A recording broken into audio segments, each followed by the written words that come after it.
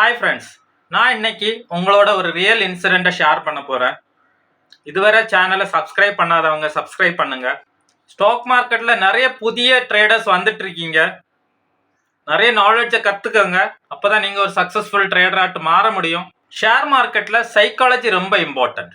அதுதான் நாம ட்ரேடிங் சைக்காலஜின்னு சொல்லுவோம். ட்ரேடிங் சைக்காலஜி ஒரு ட்ரேடருக்கு எவ்வளோ இம்பார்ட்டன்ஸ்ன்னு நான் இன்னைக்கு இந்த வீடியோவில் எக்ஸ்பிளைன் பண்ண போகிறேன். ஒரு ரியல் இன்சிடெண்ட்டோட நான் உங்களுக்கு கம்பேர் பண்ணி சொல்ல போகிறேன். ட்ரேடிங் சைக்காலஜினா என்ன? ஒரு ட்ரேடர் ட்ரேட் பண்ணும்போது ரெண்டு விதமான ரிசல்ட்ஸ் வரும். ஒன்று ப்ராஃபிட் அல்லது லாஸ். இந்த ரெண்டு ரிசல்ட்ஸ் வரும்போது ரெண்டு விதமான எமோஷன்ஸ் நமக்கு வரும். ப்ராஃபிட் வரும்போது நம்ம சந்தோஷப்படுவோம், அதுவே கிரீடி ஆகும். லாஸ் வரும்போது நமக்கு ஒரு வருத்தம் இருக்கும், அதுவே நமக்கு பயமாட்டு மாறுறதுக்குள்ள ஒரு வாய்ப்பு இருக்கு. ட்ரேடர்ஸுக்கு வர்ற ரெண்டு இம்பார்ட்டன்ட் எமோஷன்ஸ்ன்னு சொன்னா ஒன்று கிரீடி, ரெண்டாவது ஃபியர். இந்த ரெண்டு எமோஷன்ஸையும் கண்ட்ரோல் பண்ணும்போது தான் நீங்க ஒரு ப்ரொஃபஷனல் ட்ரேடர் ஆகிறதுக்குள்ள வழி இருக்கு. ஒரு ட்ரேடர் 5000 rupees கேபிட்டல் இன்வெஸ்ட் பண்றாரு, ட்ரேட் பண்றாரு, ப்ராஃபிட் வருது, அவரோட கேபிட்டல் இன்க்ரீஸ் ஆகுது, அவரோட கேபிட்டல் இன்னும் இன்க்ரீஸ் ஆகிட்டு இருக்கு. முதல்ல 1000 ரூபாய் 2000 ரூபாய் ப்ராஃபிட் எடுத்துட்டு இருந்தவர் இப்போ 40,000 50,000 60,000 ப்ராஃபிட் எடுக்கிற அளவுக்கு வளர்ந்துடுறாரு. இப்போ அவரோட கேபிட்டல் அரௌண்ட் 8 lakhs. அவருக்கு ஒரு ஓவர் கான்ஃபிடென்ட் வந்துடுச்சு, நாம இந்த கேபிட்டலை இன்னும் இன்க்ரீஸ் பண்ணலாம் அப்படின்ற மைண்ட் செட்டுக்குள்ள போயிட்டார். இந்த இடத்துல அவர் அஃபெக்ட் ஆகிறதுக்கு காரணம் கிரீடி. இப்பதான் அவர் ஒரு பிரச்சனையை சந்திக்கிறாரு. அது என்ன பிரச்சனைன்னா, ஒரு ட்ரேட்ல 2.5 லட்சம் ரூபாய் லாஸ் ஆகுறாரு. இப்பதான் அந்த பிரச்சனையே அவருக்கு ஸ்டார்ட் ஆகுது. என்னன்னா ஃபியர்.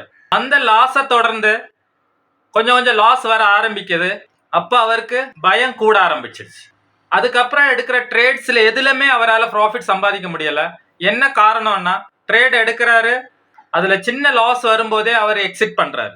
ஸோ கண்டினியூஸாட்டு இது எக்ஸிட் பண்ணிட்டே இருக்க அவரோட கேபிட்டல் குறைஞ்சிட்டே வருது.